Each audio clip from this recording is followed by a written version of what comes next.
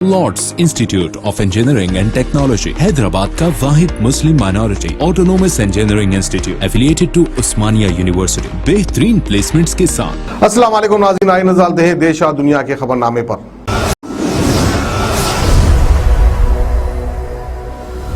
सच news के खबरनामे में आप सबका इस्तकबाल है। आज की सबसे बड़ी खबर आ रही है पंजाब से, जहां पर 2022 पंजाब चुनाव में भी अमरिंदर ही होंगे कांग्रेस के कैप्टन, ऐसा हरीश रावत ने बताया है। पंजाब में होने वाले विधानसभा चुनाव से पहले कांग्रेस पार्टी का दंगल खत्म नहीं हुआ। इस बीच पंजाब कांग्रेस के प्रभारी हरीश रावत ने एक बड़ी अनाउंसमेंट की है। पंजाब के मुख्यमंत्री कैप्टन अमरिंदर सिंह के खिलाफ बगावत के सुर के बीच प्रभारी हरी रावत ने अहम संकेत दिया है। हरीश रावत का कहना है कि कांग्रेस पार्टी 2022 में भी कैप्टन अमरिंदर सिंह की अगुवाई में चुनाव लड़ेगी। पंजाब कांग्रेस में जारी दंगल के बीच वेडनेसडे को पार्टी के 5 बड़े नेता उत्तराखंड के देहरादून में हरीश रावत से मुलाकात करने पहुंचे थे। इसी मुलाकात के दौरान हरीश रावत की तरफ से साफ संकेत दिए गए कि नेताओं द्वारा कैप्टन अमरिंदर सिंह को हटाने की जो मांग की जा रही है वो पूरी नहीं होगी और पार्टी उनकी अगुवाई में 2022 का चुनाव लड़ेगी।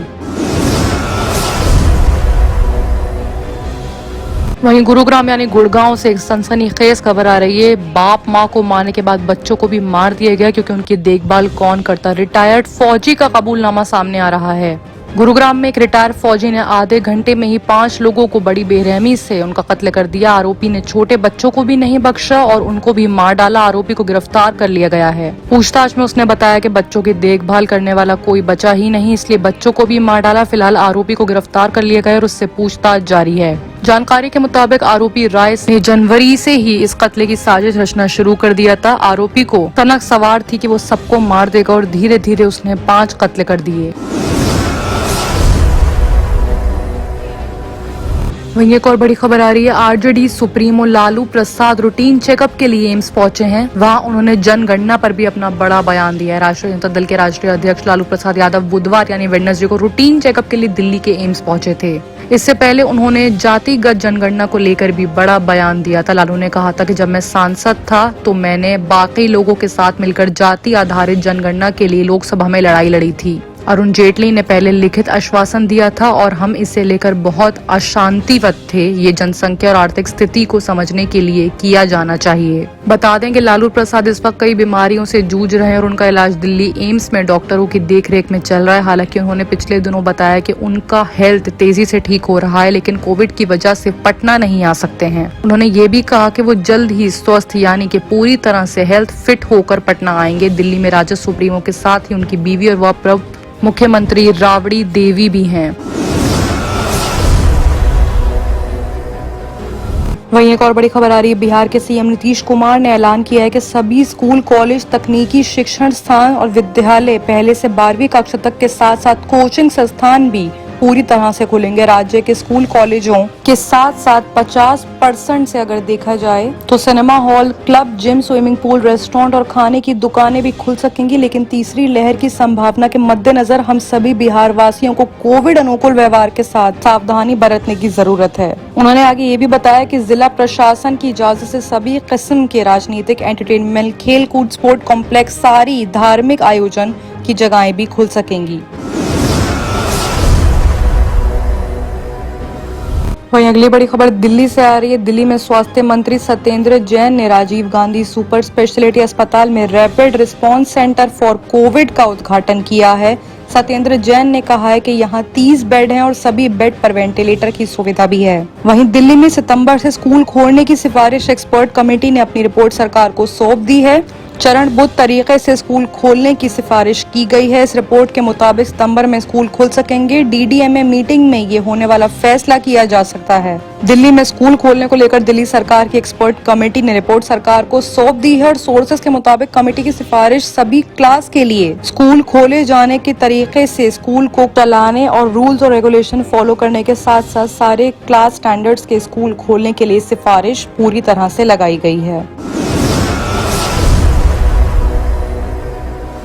वहीं अगली बड़ी खबर आ रही कर्नाटक से, जहां पर उपराष्ट्रपति एम वेंकैया नायडू अपने कर्नाटक दौरे के बाद बेंगलुरु एयरपोर्ट से रवाना हुए हैं। एयरपोर्ट पर राज्यपाल थावरचंद गहलोत और मुख्यमंत्री बसवराज बोम्मई मौजूद थे। और आइए बात करते हैं इंटरनेशनल खबरों की, जहां पे सबसे बड़ी खबर आ रही है अफगानिस्तान से, जहां पर काबुल से आए भारत के 68 लोगों में से 16 कोविड पॉजिटिव पाए गए हैं। फिलहाल सभी 68 लोगों को क्वारंटाइन कर दिया गया है। अफगानिस्तान से ट्यूसडे को रेस्क्यू कर भारत लाए गए 68 लोगों में से 16 कोविड पॉजिटिव पाए गए हैं। 16 लोग एसिम्प्टोमेटिक हैं, यानी उनमें वायरस के लक्षण नहीं दिख रहे हैं, लेकिन इन 16 लोगों में वो 3 सिख भी शामिल हैं, जो काबुल से श्री गुरु ग्रंथ साहिब की 3 प्रतियां सर पर उठाकर लेकर आए थे। केंद्रीय मंत्री हरदीप सिंह पुरी ने दिल्ली एयरपोर्ट पर इन प्रतियों को लिया था, अपने सर पर रखकर चले थे। अब तक अफगानिस्तान में 626 लोगों को हिंदुस्तान लाया गया है, जिसमें से 66 अफगानिस्तानी सिख और 228 हिंदुस्तानी नागरिक शामिल हैं। इसके अलावा हिंदुस्तान सरकार ने कई अफगानी अधिकारियों को भी रेस्क्यू किया है।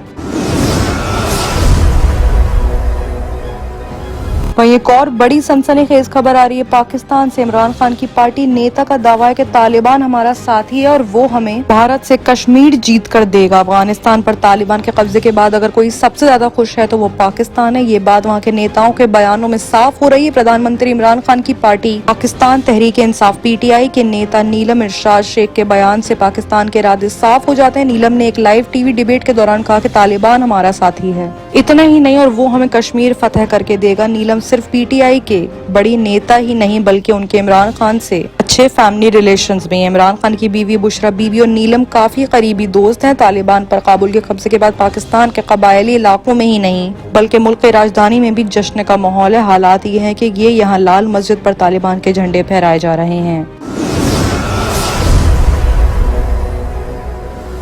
वहीं एक और बड़ी खबर आ रही है बेनजीर भुट्टो की बेटी की मांग की, जहां पर उन्होंने बोला कि पाकिस्तान में मर्दों को अकेले बाहर निकलने पर बैन लगाना चाहिए। पाकिस्तान में औरतों की हालत बेहद खराब है। अक्सर वहां पे किडनैपिंग के केसेस, धर्म परिवर्तन के केसेस जैसे काफी हादसे सामने आते हैं। महिलाओं की सुरक्षा को लेकर बेनजीर भुट्टो की बेटी के पास एक सुझाव है। उन्होंने कहा है कि मर्दों को अकेले भीड़ में निकलने की इजाजत नहीं देनी चाहिए, उनके साथ उनकी बहन, पत्नी या माँ होनी चाहिए। उन्होंने अपने इस बयान को औरतों की सुरक्षा से रिलेट करा है। बाकी की तमाम खबरों के लिए देखते रहिए सच न्यूज।